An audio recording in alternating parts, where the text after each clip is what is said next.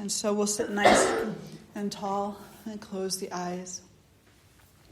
An erect spine, a sense of grounding, inner strength, willpower, vitality, integration.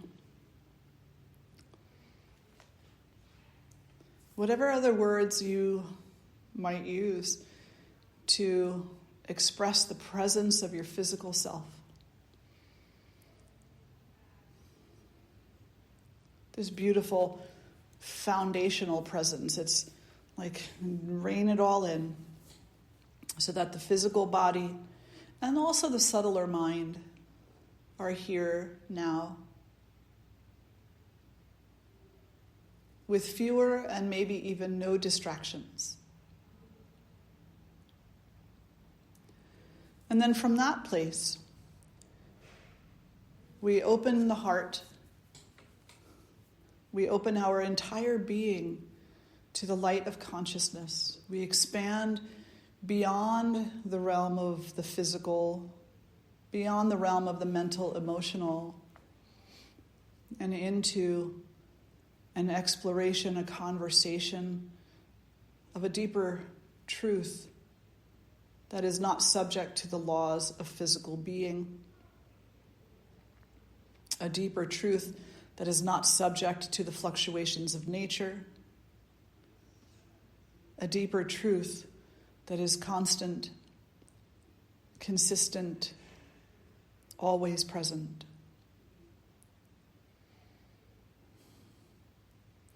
So in the same moment, we ground down and we open up.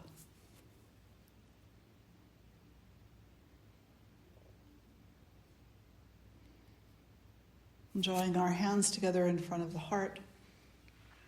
We recognize this experience as sacred. We recognize this experience as our birthright.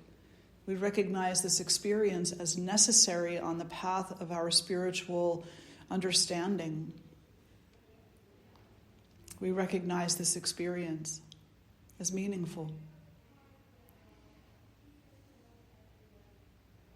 We recognize this moment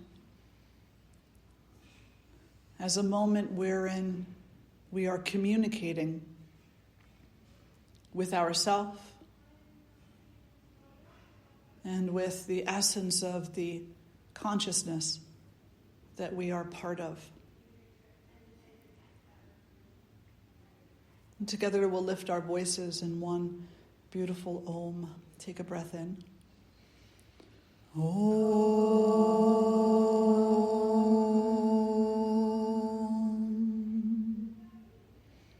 Now I'll share this mantra with you. Om Asato Ma Sat Gamaya Tamaso Ma Jyotir Gamaya Mrityor Ma Amritam Gamaya Om Shanti Shanti Shanti. May we move from what is unreal to what is real, from the darkness of ignorance to the light of knowledge,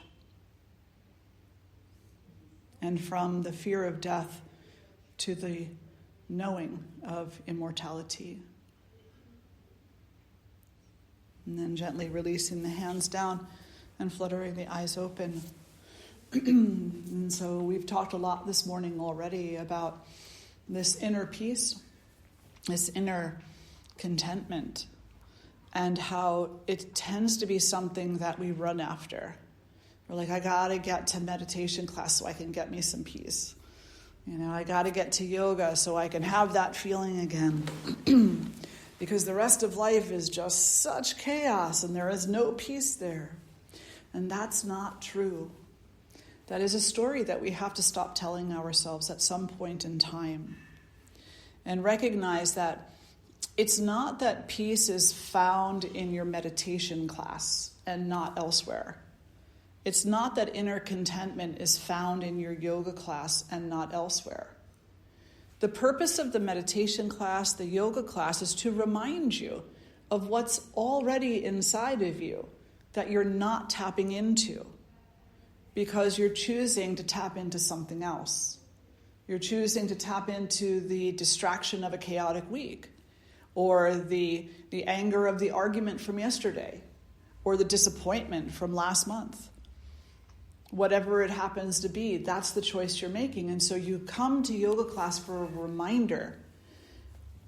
Some people say you come to yoga, meditation, satsang to get your bucket filled. It's like, no, not really, because your bucket is already full. So how can you fill what's already full? You can't. But you don't know it's full. So you come to satsang, you come to yoga, you come to meditation to remember that it's full.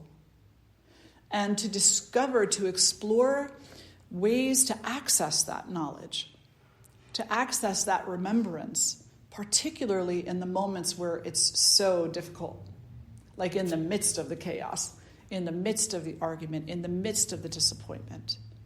Like, how do I find that peace here and now when all I want to do is wring this person's neck, or get rid of this relationship, or get my way? Where is the peace there? And so we have a tendency to say to ourselves, well, those feelings are antithetical to peace, therefore peace must be absent. But no, you don't necessarily taste the butter in the recipe when you make a cake, but it's there, right? It's just hidden by the other flavors.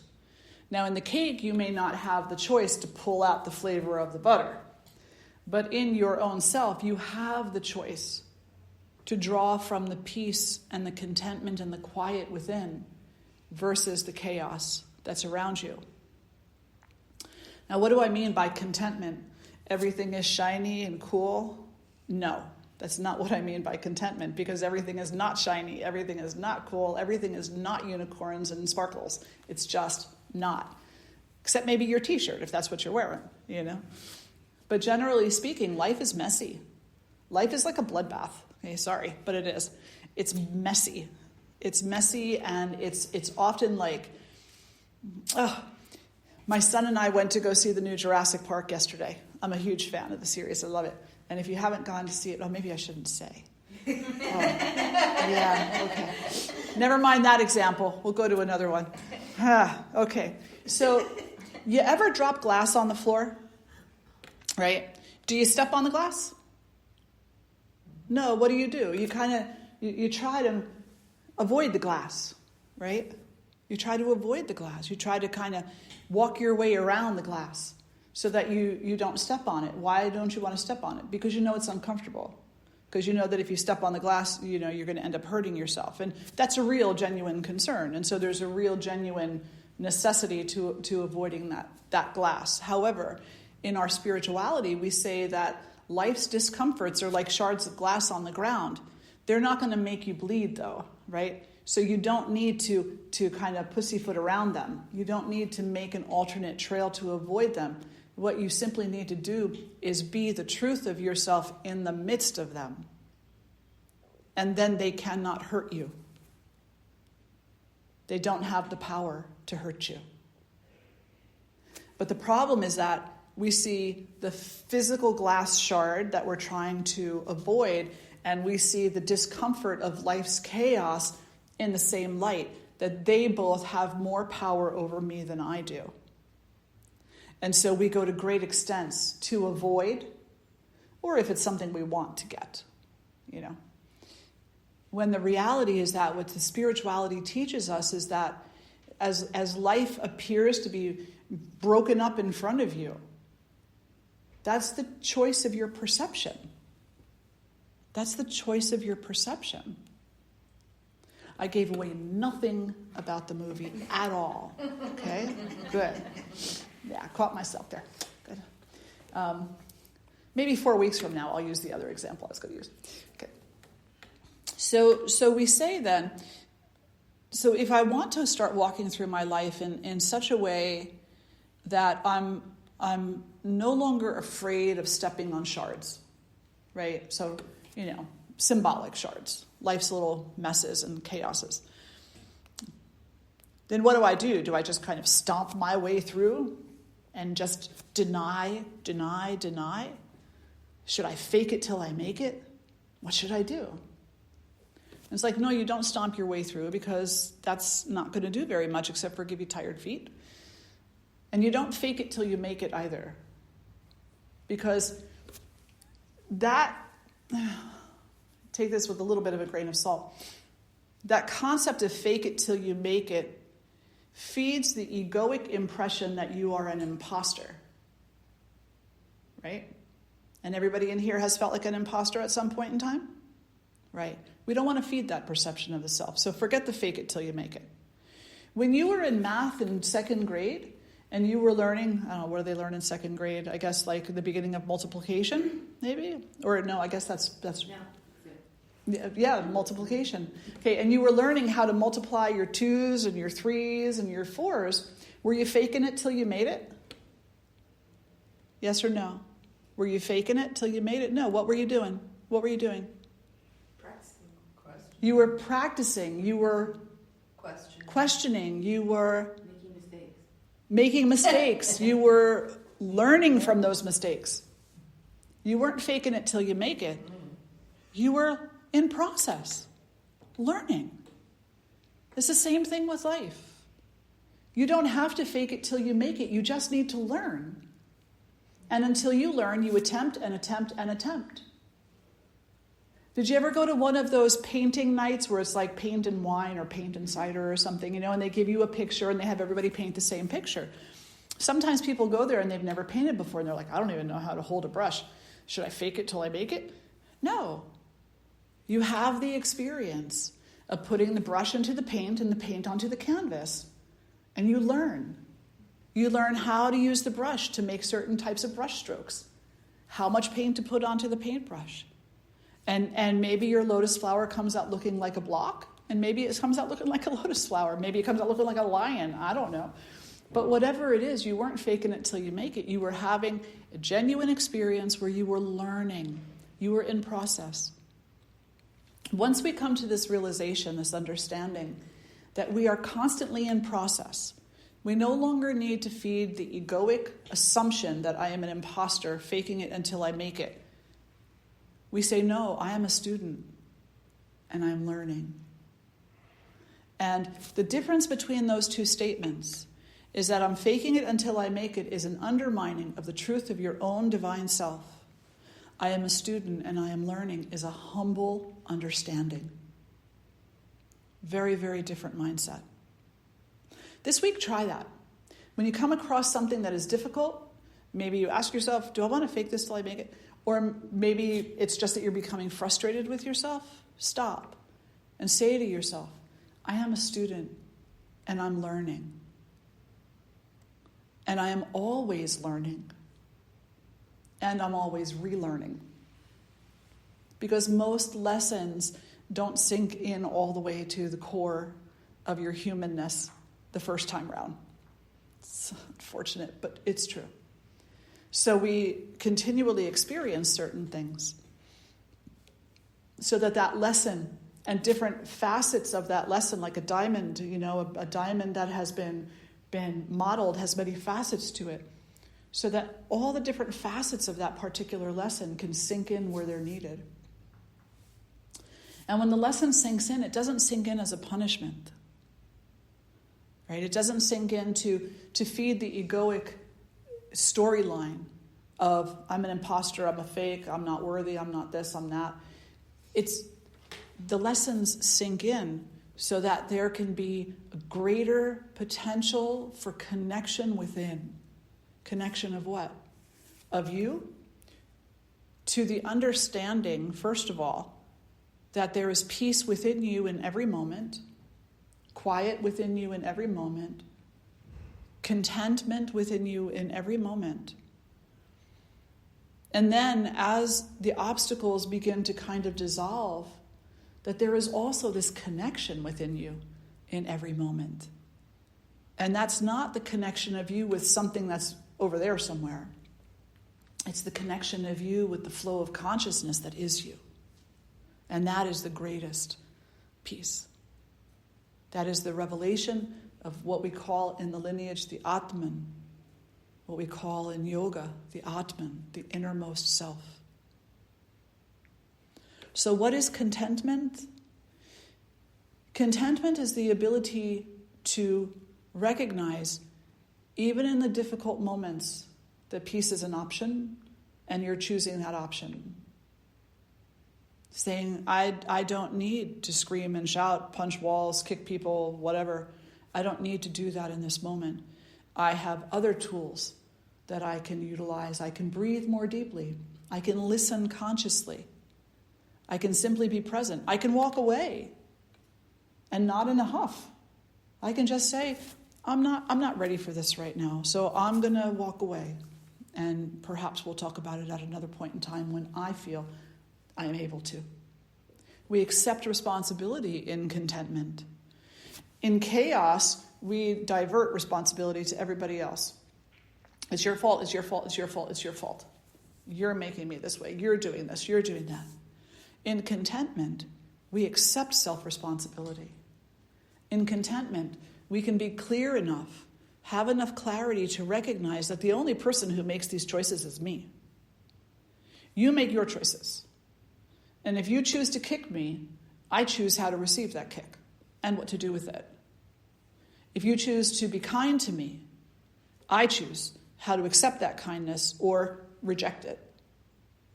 Only I make the choices about how I interact in this world.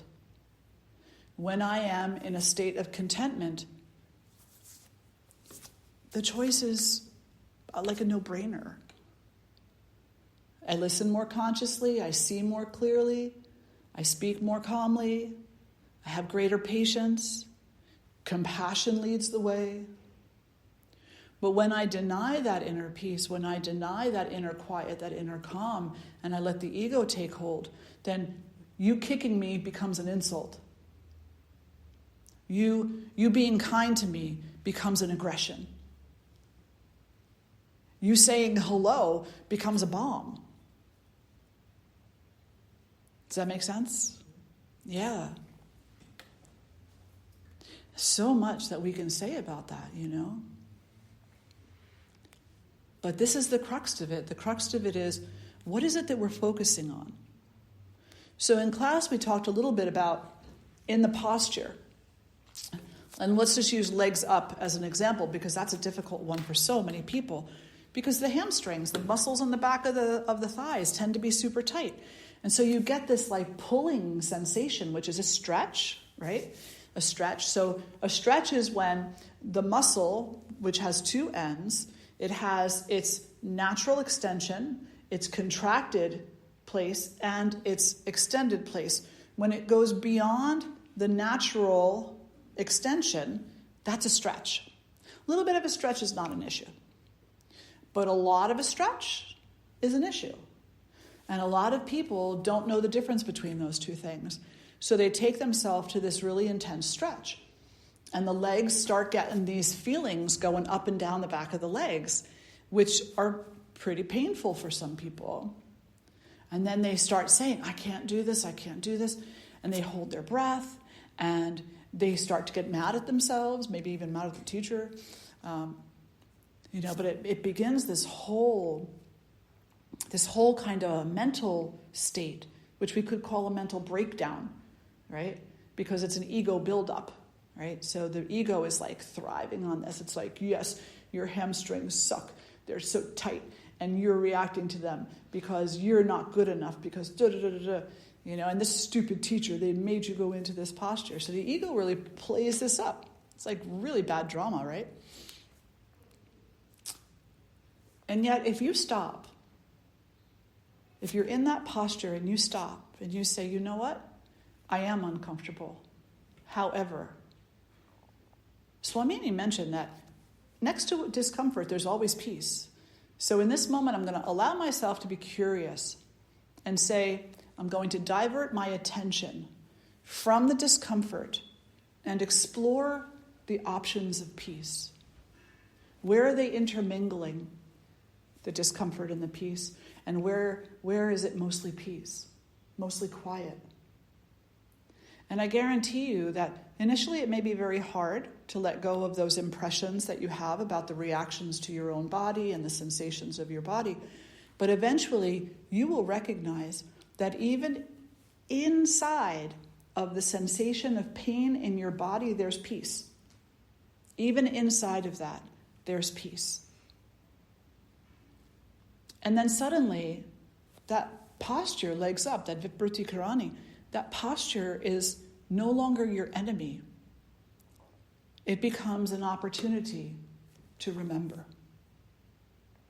And because you gave yourself the moment to recognize that there is peace there, underlying, surrounding, and moving through the discomfort, that I don't just have to focus on the discomfort. I can instead shift my focus. When you shift your focus to the inner peace, you become more clear. You become more present, more aware, more patient, more kind, more generous, more peaceful. And in those moments, maybe you will look for ways to support yourself that you normally wouldn't. Like, what prop could I use here? What prop should I use here? Is that making sense? Yeah. So just kind of as another example of this intermingling between discomfort and peace, and that we really don't understand. We don't, typically, most of us don't take the time to really sit with that experience, is that, have you all had a Charlie horse? Oh, Lord, right? Yeah. Aren't they fun? They send me down every time. It's like, oh, man. And I get them in the back of my one calf. And I'm going to knock on wood because I haven't had any since this happened. So I think that's kind of a blessing. Thank you. But typically I do get them in the back of my calf. And, initially it's like the first time that you ever felt that, you were like, oh, my leg is falling off. It's a complete reaction. And does the reaction make it better? No. What does the reaction make it? Worse. Yeah, the reaction makes it worse. And then, not only does the reaction make the Charlie horse worse, but the moment you have a little twinge in your calf, you're suddenly afraid of the Charlie horse. Oh no, it's coming again. You tense up and your nervous system takes a hit, and this is what happens. This is the nervous system function in the body, right? Nervous system that is largely influenced by mental thoughts. So instead, the next time you have a Charlie horse, don't lunge at it. Feel it. And what you'll probably feel, at least in my experience of it, is when I can separate myself from the pain of it, is almost like someone's kneading dough, but they're kneading my muscle. And so my muscle is like contracting and releasing. It's such a speed and intensity. I can absolutely feel the pain, but I cannot deny the peace. I can't, because it's there. And if you sit back and don't react to it and let it arrive, build, and then dissolve, what you'll find is that it's so many beautiful things, but first and foremost, it is the body's way of trying to come back to homeostasis, to come back to the optimal balance of what is needed. The body reacted to something. Initially became defensive, then opened up a little bit, then defensive, then open, then close, then open, then close, then open, then close. Open is peace. Closed is pain. Open is quiet and stillness. Closed is discomfort and judgmentalism and impatience and all those other things. And so these two, they're battling it out constantly in the midst of your Charlie horse. And you know who is the deciding factor? You. I'm not saying you're going to stop reacting to your Charlie horses. They hurt. But they are a great, great place to study the relationship between pain and no pain. They're a great place to study what actually is happening in your body through the changes, the injuries and the ailments and the illnesses. And by extension, what happens in your life with the relationships, with the job, with the expectations. That we typically become reactive toward that which we perceive as pain, and that shuts us off. We become like a horse with blinders. We're like, that's it. That's the only thing that's here. But no, there's all this too. There's all this too. And then suddenly, and I don't know, I'm a little bit of a science geek, and I'm also an anatomy geek. So when I have that type of an experience, I get all giddy and stuff because I'm like, oh my God, my body is like so smart, It's like so intelligent. Look at it working so hard to bring itself back to equilibrium, It's like, wow, crazy intelligent. Yeah. So whatever it is that we're doing, whatever it is that we are experiencing, if we're experiencing peace, stay with the peace. But if we're experiencing anything other than peace, ask yourself, am I holding space for that inner stillness, that inner contentment, for the shining of the innermost self to occur, the rediscovery of the Atman, the true self? Or do I think I'm just that pain? Do I think I'm just the pain, just the suffering? It sounds easy, it sounds direct, it sounds instantaneous, but it's not. Because some teachers will say to you, you just have to stop thinking about that. And in some ways they're not wrong, but in other ways they're kind of skipping a step, in my opinion. Because each one of us is a human being with human impressions, with human experiences, with human senses, nerves, and nervous system. We've compiled all these experiences that weigh down on us like, I don't know, like a tidal wave bears down on the shore, right? Bless you. So we do have to take time to kind of wade through the water and discover what it is that we even think has been destroyed or broken. To be like, well, every time I see this person, I tend to be reactive. They don't even have to say hello to me, and I tend to go into this kind of an overdrive thing. So what is that about? What is that about? We need to stop and ask the questions. That's just a requirement of our humanity. We have to commit to the inquiry. And the inquiry doesn't stop at, oh, well, I guess I'm just a reactive person. No, that's silly.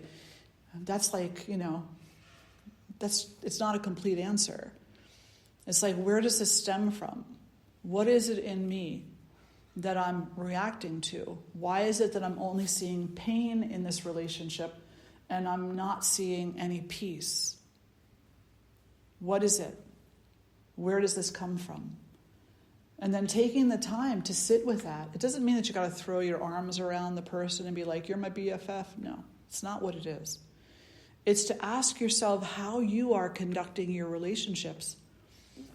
Because when we have painful relationships, as we've talked about before, most times we make unnecessary and unreasonable compromises for those relationships. We allow ourselves to be abused. We allow ourselves to be assaulted. We allow ourselves to be belittled. We allow ourselves to be demeaned in those types of relationships that are primarily painful in our impression. And we say, all there is pain, so that's all I'm going to get from this. And so that relationship continues on, whether the person is present to you or not. Does that make sense? So what happens if you start seeing the potential of peace in a potentially harmful relationship? What happens if you start to see the potential of peace? That you say, I'm going to step back from this and recognize that I am not doomed to pain in this relationship. That there's actually also peace moving through here. Does that mean that you stay in a harmful relationship? No, that's not what it means. As a matter of fact, the potential for peace may be the inspiration to back away from the relationship, to recognize that you're not just broken, that you're actually stronger than you think you are, wholer than you think you are, more capable than you think you are, and that you are capable of stepping back in order to minimize or stop the pain. So it's a process. But again, there's so many levels to that, right? It's like, what does a child know? Child doesn't know. Sometimes adults don't know. Most times, right? It's something that we need to learn. But we don't fake it till we make it. We don't fake being strong until we're really strong. No. We say, I'm learning how to be strong. I'm learning how to come into my own voice. I'm learning. And I'm learning that there are some things in my life that are really healthy and working well. And in those places, it's easier for me to see the balance, to see the appropriate relationship, the healthy relationship. And in other places, I can't see at all. And now I need to know why. Now I need to know why.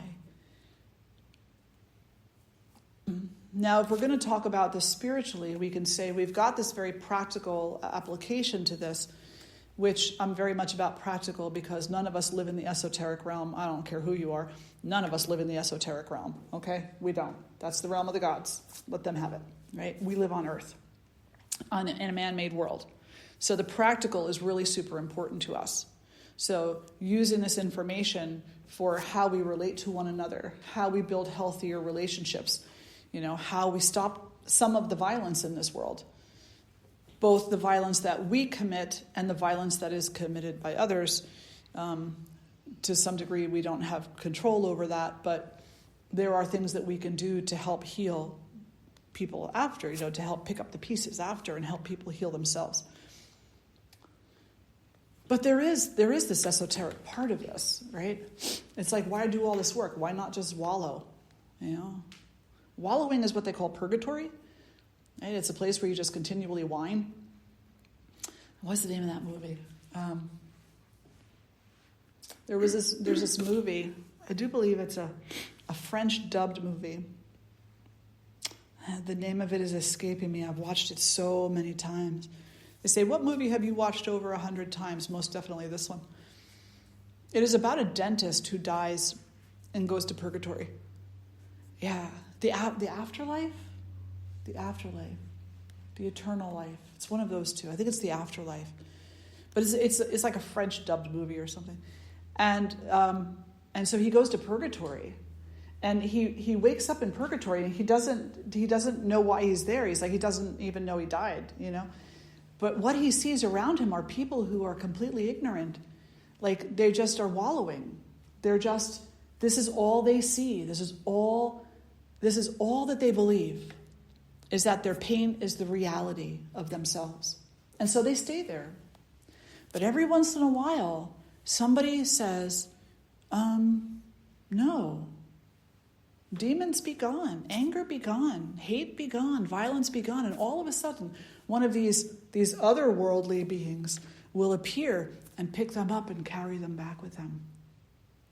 So it's like we live in purgatory, right? We live in this place where we think we are our pain. And we're waiting for that extraterrestrial angel, whatever you might want to call it, to come and to lift us up, Either that or what is the bath beads? Calgon, take me away, right? Yeah. Yeah. But the reality is that you're the one who has to see it. You're the one who needs to know it. You're the one who needs to embrace the presence of the peace that's already within you. And only then will you have a very clear path of communication, a very clear relationship, a very deep and meaningful faith in the connection between yourself and your source. I mean, we have faith before then, too, in moments where it's working out for us. But what happens to most people the moment it doesn't work out? They say, I don't believe God could do that. Like, God didn't do anything. God's impersonal. And if you really want to talk about it within certain aspects of the lineage, God is in you already. So if God did this, you're not saying it's God, some other being. It's you did this. You did this when you didn't understand yourself, when you didn't know the divinity that's within you. You did this. So if we want to have that clear communication, if we want to have that uplifting relationship, if we want to have any faith or deeper faith, then we need to commit to this very human inquiry and take it step by step. And as the revelations come to us, and as those revelations get deeper and deeper, or sometimes, we have this huge revelation almost before we feel ready for it, we just see that as grace. We just see that as grace. Like, even though I'm still focusing on the pain and the story of my own smallness, there's some part of me that is ready for this because it has arrived. Because it has arrived. So I am ready for this on some level. So let me not scorn this or downplay it or demean it. Instead, let me embrace this and say, in what way does this empower me to see divinity everywhere, in everything, in everyone, including me? So that's the esoteric part of it, right? So we have the practical part, which is a life of less suffering and perhaps more happiness, definitely more contentment. And then the more esoteric part of it is, and then your spirituality flourishes. It begins to really blossom because you begin to truly see. And you don't see with eyes that then turn around and say, well, I can see it. How come you can't see it? How come you can't be happy for me that I see it? What's wrong with you? That's not it. Then you forgot again. The moment that you turn it around and point the finger at someone else, you've forgotten. And you need to start again. No. When you have these these epiphanies, these momentary awakenings, it's just a joy inside of you. It's just a joy. It's a gift. And so you receive the gift. And you embrace the gift for your own betterment and for the well-being of all other beings. Knowing that in every moment that you know your truth of yourself, your truest self, you are not violent to anyone else. You are not harmful to anyone else, including yourself. And you're not afraid of anyone else, including yourself. You don't doubt anyone else's purpose or path, including your own. And you don't doubt the sanctity of all that is divine. And then someone taps the bumper of your car with the bumper of theirs, and boop, there it goes. You're back.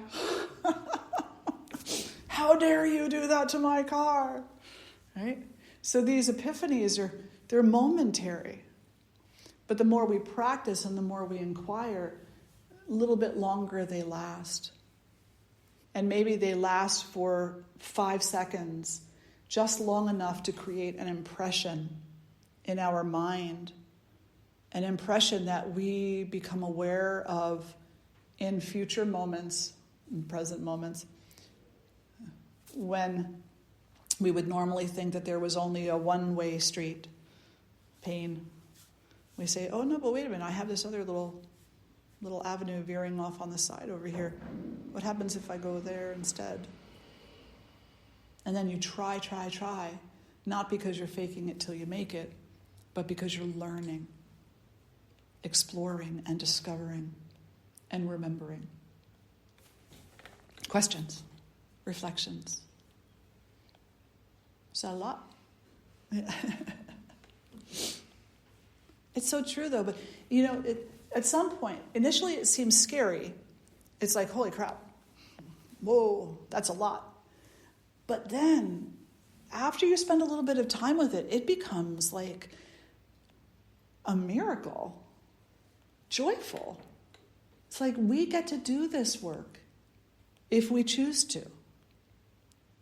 This is our birthright. We get to put the puzzle together and then take it all apart again. We get to, yes, go ahead, Anne-Marie.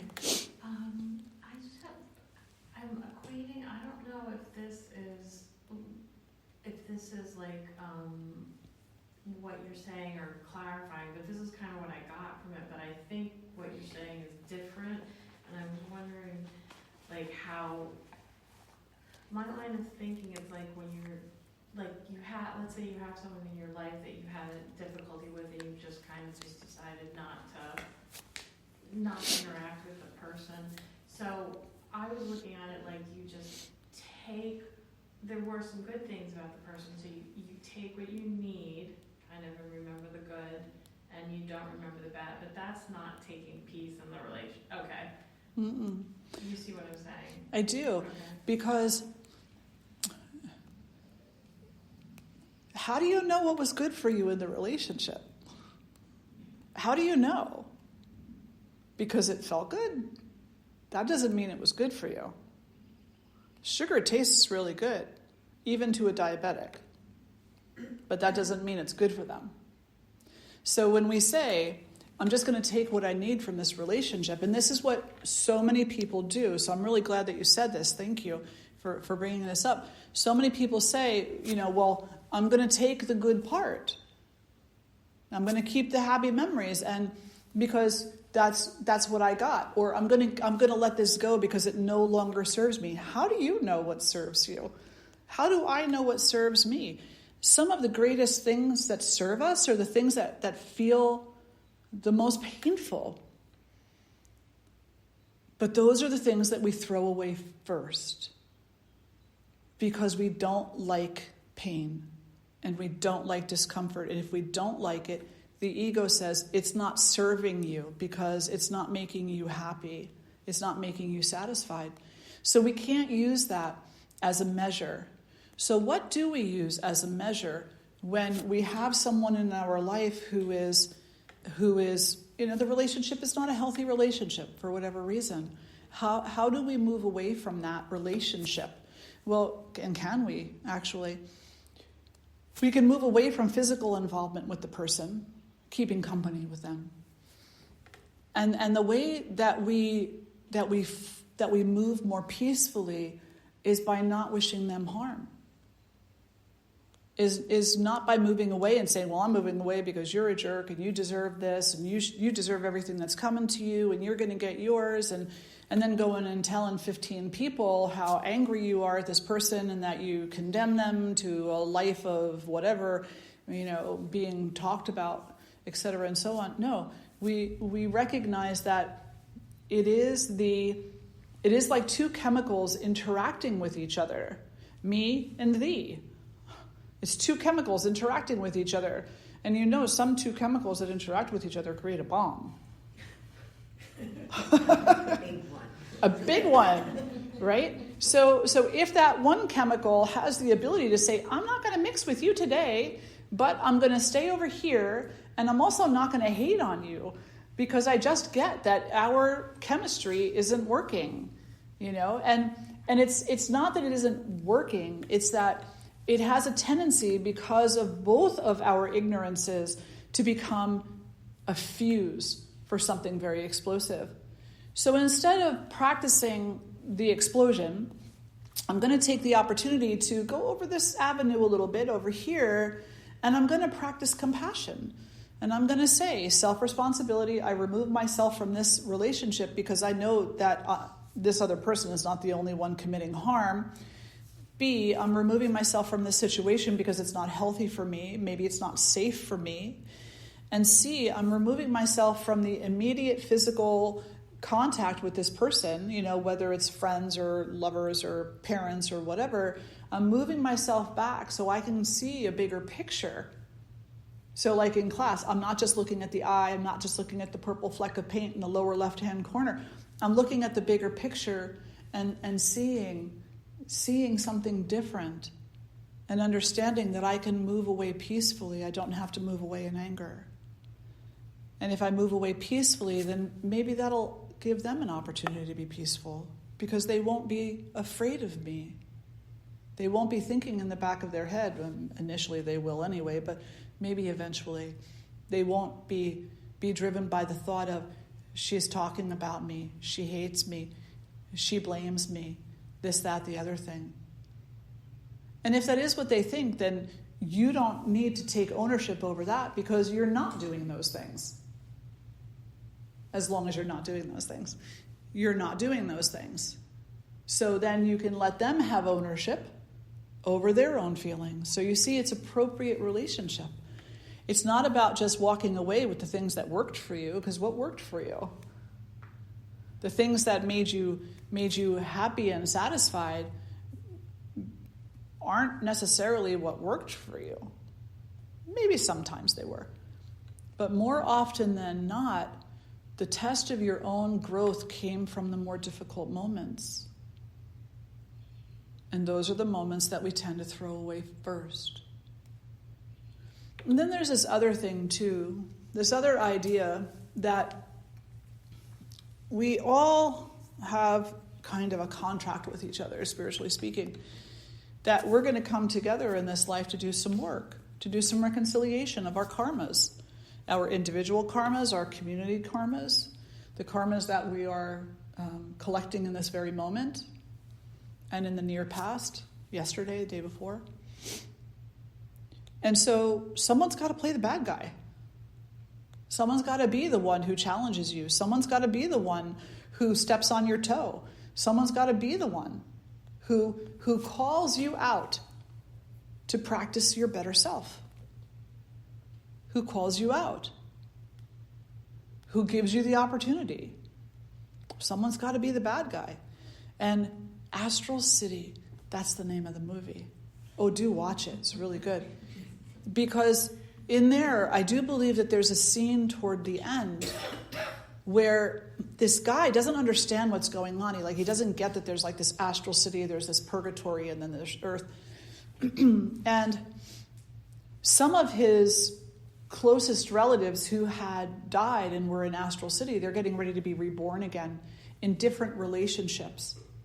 And he overhears them talking about, well, you did that last time, so I'll play that part this time. Okay, and maybe this time we'll see our way through it. So that's maybe a really great way to just kind of think lightly about how do I see my way through this? How do I see my way through this? How do I make my way through this? We can't have other people, we can't make them do anything, but for ourselves. How do I best see my way through this? Be mindful what you throw away. There's an old story in yoga. It says there's a man who's a pauper on the side of the road, and he just kept asking everybody for money. I want money, give me money, give me money. I'll give you some food. I don't want food, I want money, give me some money. So this man comes up to him and he says, man, you're like almost naked and it's cold out.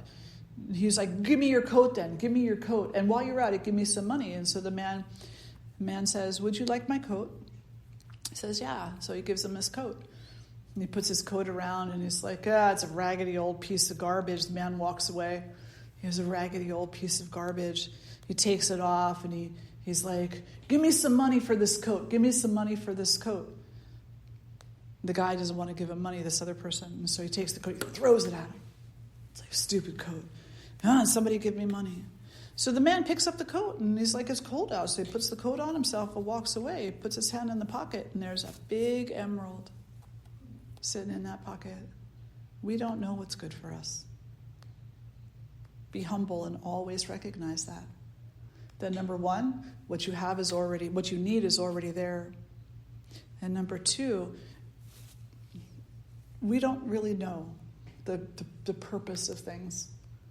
So stay humble to that truth. And just keep going deeper and deeper into your own self-responsibility and your own self-exploration and discovery. Concern yourself less and less with what others are doing and why. And instead focus on what you're doing and why. And give yourself an opportunity to grow beyond. Yeah. Any other questions or reflections before we end for today? It was a great question, Anne-Marie. Thank you so much. Yeah. Did you have one, Kathy? Okay. All right, let's sit tall and we'll close the eyes. Breathing in and breathing out.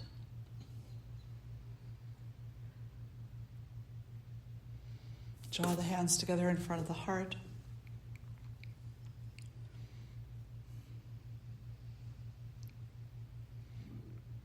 Om Asato Ma Satgamaya Tamaso Ma Jyotirgamaya Mrityor Ma Amritam Gamaya. Om Loka Samasta Sukhino Bhavantu. Loka Samasta Sukhino Bhavantu. Loka Samasta Sukhino Bhavantu. Om Shanti Shanti Shanti. Hari Om Shri Guru Bhyo Namaha. Hari Om. Jai Mata Di. Hari Om. Thank you all so much for being here today. So wonderful to gather with each and every one of you. Thank you. Enjoy the rest of your day.